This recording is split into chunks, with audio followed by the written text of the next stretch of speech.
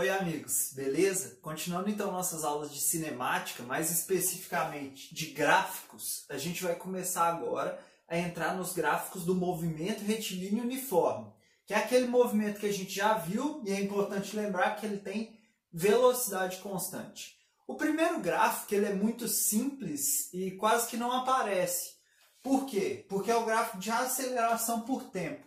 Mas se a velocidade é constante, quanto que é a aceleração? A aceleração é a mudança de velocidade. Se a velocidade não muda, a aceleração tem que ser zero. Então, o gráfico de aceleração por tempo aqui é sempre uma reta em cima do eixo X, certo? Do eixo do tempo. Então, a aceleração por tempo, conforme o tempo vai passando, a aceleração continua zero sempre. Só uma óbvio importante, eu nem coloco a parte de cá do eixo horizontal, porque a gente não vai usar tempo negativo. E o tempo aqui para cá ele seria negativo, beleza? Então não vou colocar o tempo. Agora, o gráfico de velocidade por tempo, ele já é bem mais importante. Ele vai gerar uma reta horizontal. Por quê? Porque imagine que eu tenho uma velocidade 3, e como a velocidade é constante, quando tiver, lembra do jogo do pontinho? Quando tiver passado 1 segundo, qual que vai ser a velocidade? 3. Quando tiver passado 2 segundos, qual que vai ser a velocidade?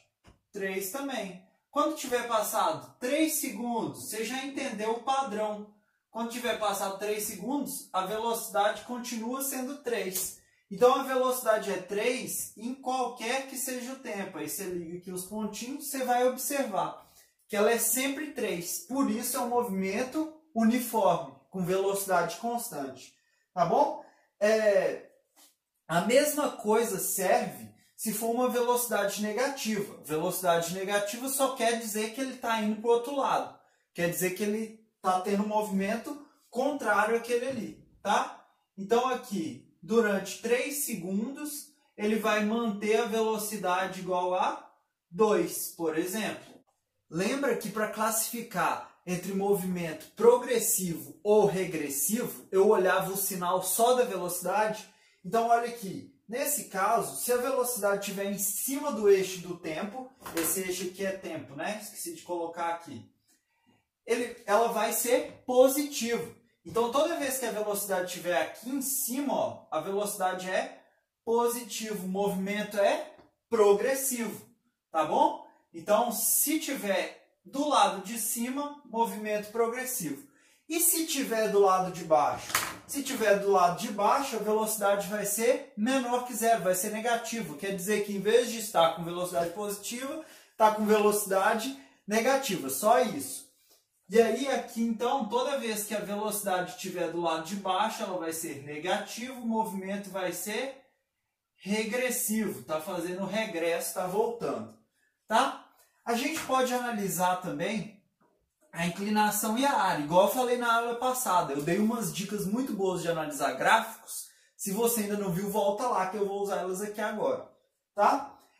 A inclinação ela vai ser dada pela divisão dos eixos. Então, como que vai ser a divisão de um eixo pelo outro aqui? Lembra? Era ΔY sobre ΔX.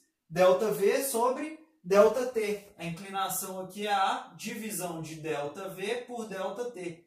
Mas a gente sabe que a divisão de ΔV por ΔT é a aceleração. Então faz sentido físico e é a aceleração que é dada pela inclinação. Só que qual que é a inclinação de uma reta horizontal? Inclinação é zero. Então nesse caso aqui eu tenho a aceleração igual a zero, igual a gente já tinha visto no gráfico de cima. Tá bom? Agora, e a área? A área, eu posso calcular essa área aqui debaixo do gráfico, entre o eixo horizontal e o gráfico. Ó, essa área aqui. A área vai ser dada pela multiplicação dos eixos, tanto nesse caso quanto naquele ali. Ó. E aí, qual que vai ser? Vai ser velocidade vezes tempo. Velocidade vezes tempo, a gente lembra que era o quê? Velocidade vezes a variação do tempo. Vai ser o deslocamento. Lembra da formulinha da velocidade? Vou colocar aqui, ó. Velocidade é igual ΔS sobre ΔT. Se eu passo ΔT multiplicando, eu tenho V vezes ΔT é igual a ΔS. Então, nesse caso, a área ali embaixo vai me dar o deslocamento. Então, eu posso tirar duas informações analisando a inclinação ou analisando a área. E aí, olha aqui, vamos só ver esse exemplo.